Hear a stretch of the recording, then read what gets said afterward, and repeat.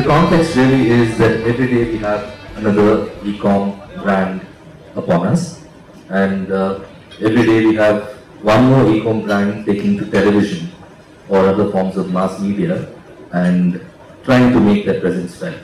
Now this in a context where the e-com industry in 2011 was close to 47,000 crores in India, but that included ticketing, which is about 80%. And there was about 850 million in funding that came through. Where's the funding, gentlemen? Yeah. So 850 million which came in. And there is talk that this is not going to continue for much longer if the monies don't show up. So in this context, how should e-com players go about branding themselves? How much money should they put on branding their e-commerce platforms? And I think a little bit of history. I mean, eBay is a global brand, started about 15-16 years ago, really built itself virally. So the eBay brand really was not designed, managed, or it's not come where it has come today through conscious marketing efforts. In the global context, in all of our key markets, it's really evolved in a very organic fashion. eBay is typically defined by what is available on it for sale. Okay, so depending upon how the supply side merchandise changed, eBay is continuously evolved, and that's how the brand is kept evolving in all the key markets. It worked very well for eBay globally, right up to, let's say, 3-4 years ago, which is when I think actually the entire conscious, understanding of the platform, in terms of managing the platform more consciously started to come in as an internal philosophy within eBay. And we started encouraging more and more merchants, manufacturers, serious large players to kind of get online and use the eBay as a platform to sell. And which is where the entire branding question came in subsequently. So, if I take a step back, this is a category creation time, right? And for those of us who were around back 15 years ago when, say, mobile telephony was born, I was around, we launched a brand called MaxTouch. We were probably spending 50% of our budget on marketing and advertising, right? So I think the industry right now is very much in category creation mode. And companies like Flipkart, if you look at a lot of their advertising, it's actually been much more about the category and less about the brand, right?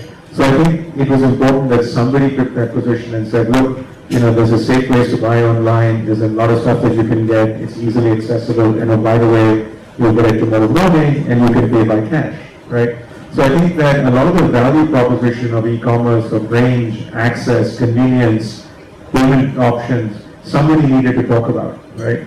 So I think credit to them, and usually, those who create the category end up taking the category. So I think to their credit, I think now there's a lot more focus on specialization, differentiation, bringing customers back the second, third, fourth time. And a lot of our portfolio companies are spending money on saying, sure, I got them in the first time, what will it take to bring them in again? Why will they bring a friend along? Things like that, right? So definitely a shift in focus from pure acquisition to retention, repeat purchase, things like that. Flipkart was already big as a huge books retailer.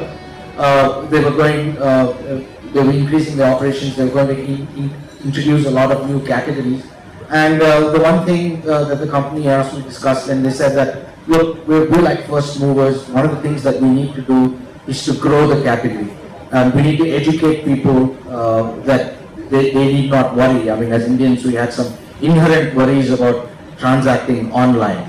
So while a couple of them were fears about using the credit card or not, from research, a couple of other worries popped up with people like, who's going to take care of my warranty? I mean, will I get an original warranty from the company if I buy from them, or do they have an exchange policy? Brands need to advertise on TV. That's not got to do so much with whether marketers are deciding to do so. That's got to do with the Indian psyche. In India, TV is still the most far-reaching medium, and the Indian psyche believes anything that appears on TV is credible. And that's why Indian brands, I mean e-commerce brands in India have to advertise on TV. If you don't come on TV and you put up a poster outside his house, but when you come on TV, it's like a TV Maria, it must be a good company. So if you step back for a second and just think about selling, okay, selling any product, the way that a product gets sold today is not, has changed. So if you were to think about the last mobile phone that you bought, or the last, if you think about buying a car, or the last car that you bought, there's a good chance that the process of buying something did not start when you looked at an ad, and did not start when you walked into a store, right? The process of buying something started much earlier than that. And increasingly, selling, you don't actually sell products any longer. You're selling an experience, right? That experience includes everything that you hear about a product in the lead up to the actual purchase, the experience of owning the product and making sure that that product is good or bad, or making the service that may be associated with that product. In this sort of a scenario, social has a role to play. It has a role to play when you start thinking about which product to buy, in terms of you going online and finding things, in terms of you just asking a friend that you believe knows a lot about that particular category. But the point is that it is a social experience. The buying itself is a social experience today. Once the product is bought, at that point of time, in terms of the service experience that you might enjoy, the questions that you might have in how to use that product or how to get the most out of that product, that's again a role, placed by social has a role to play. When an ad on TV comes out for the first time, social has a role to play out there as well. If there is any one medium that is a partner in the sale and usage of a product from the time it is conceived and launched in the market to the time it finds a happy home with a consumer, I think social has a role to play, is your partner through that entire process. And we found that increasingly with the clients that we work with.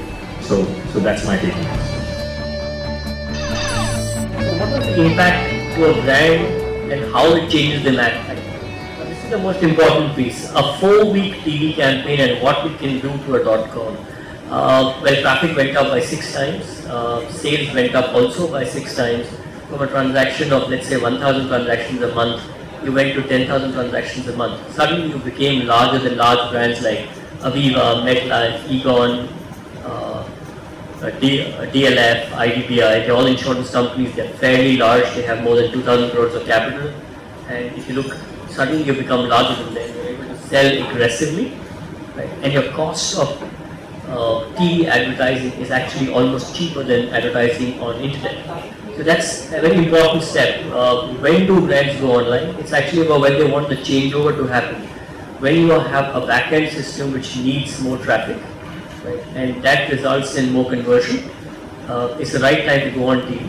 Also, TV changes the basic matrix of the company. It allows you to get more profitable quickly, right? And in my understanding, if you have an X amount of money, spend everything on TV and try not to waste any other money. Right? That's I think in Indian current context, that's the best way of using your rupee.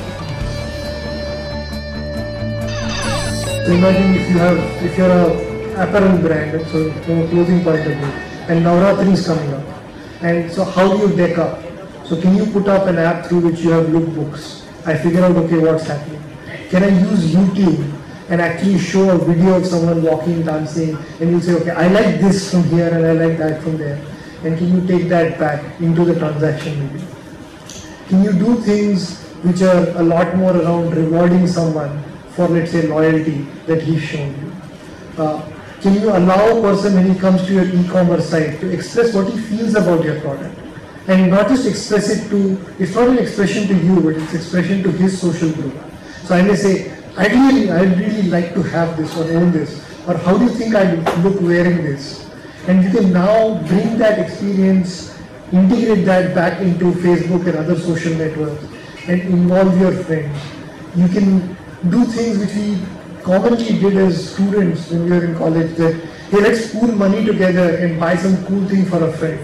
So I may say, okay, hey, let's come together and let's buy something for Gaurav, a common friend, and you put in some amount of money, we gift him something. So social gifting is starting to happen.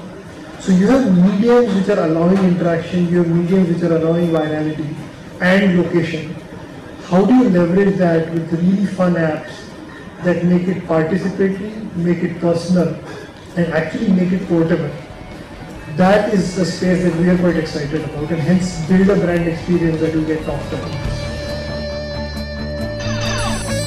So, I'm going to take a leap of faith and say that the mobile phone, which we've not talked about much, will be the screen of choice, right? And I think that we've heavily underinvested in that medium right now.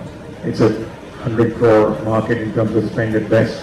But if I was to look out 5 years and I was to look at a couple of 100 million people on the internet, I'm willing to bet that the phone will be the first medium of interaction. Also the access for shopping online? For all access to the internet, right? Now, whether it means that you start your shopping experience there, you complete your shopping experience there, you walk into a store with a phone and you use it as an aid for your shopping, fundamentally it's going to be access, to the internet on the phone. And I think that, understanding that medium, understanding how it interacts with your online behavior, with your in-store behavior, with your, entertainment behavior is very important. So I think we have a unique opportunity in India because we don't have a lot of legacy internet access on the desktop, right? So I think if you think about how much you depend on this thing, it's our lifeline. So I do believe that, the more we invest around understanding how media works in this format, I think we're going to actually set the trend for a lot of other markets. Yeah, I'm going to agree with Raul, jumping right along with him, but I don't think it's not just the phone. My big bet is that access to the internet is going to happen because of mobile networks. And if the 4G LTE launches, which are scheduled for the end of this year and early next year, my big bet is 2012 and especially 2013 is going to be the year that India goes online in far greater numbers than are being projected right now, and it's going to be driven by these newer mobile networks that are launching. I think adding on to Rahul's point that I think mobile is important. I think how I would think of it, I think 3 parameters would become important: social, local, and mobile. And the intersection of all the 3 to create interesting brand experience from a pure e-retail point of view.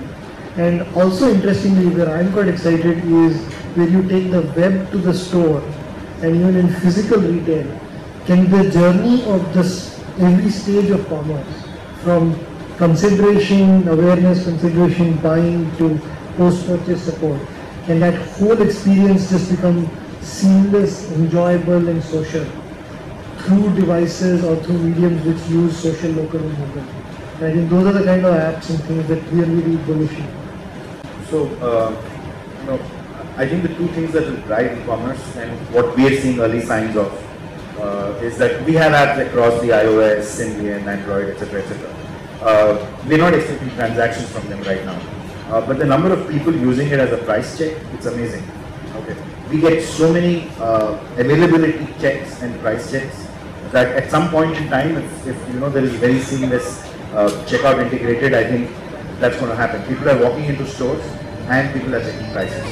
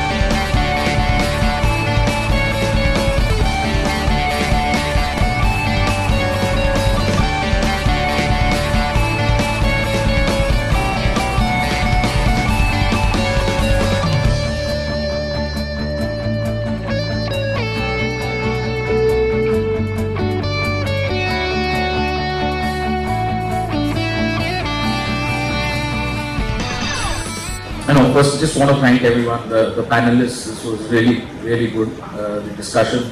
Obviously, it's enriching for all of us to learn from all the experiences of the guys on the panel. So I really want to thank all of them. So please give them a big hand.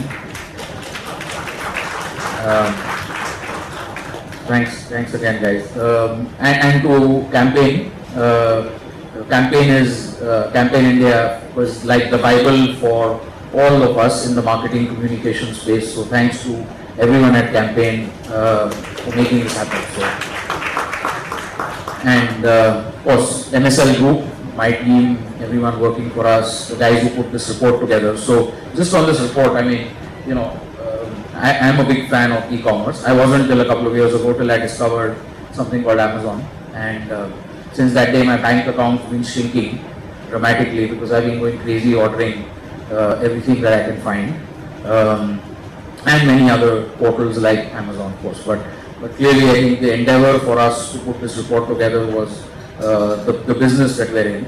Clearly, the social, PR, media, marketing space, we see huge opportunities for e-commerce. So this is the first report that we're putting out. So there are copies out there, so please collect them on the way out. And please do read it. There's a lot of work that's gone in from our content team to put this together. And this is the first report of probably a series that we're going to do. So I'm going to give you a preview. There's the next report, which is an extension of the e-commerce report today, will actually be done by MSL Group and Puliza. So we had Kaushal over here speaking, and Anand, who wasn't speaking, but he's also here from Puliza. And so MSL Group and Puliza are actually putting together another report, which will come out soon. And clearly this is going to be like a recurring theme for us, because the digital social convergence along with portals and e-commerce is clearly the future, or actually the present really for us in the communication business. So thanks again to everyone, and thanks for being here, and hopefully when we do the next event, we'll let you guys know, and we'd love to have you back again. Thank you.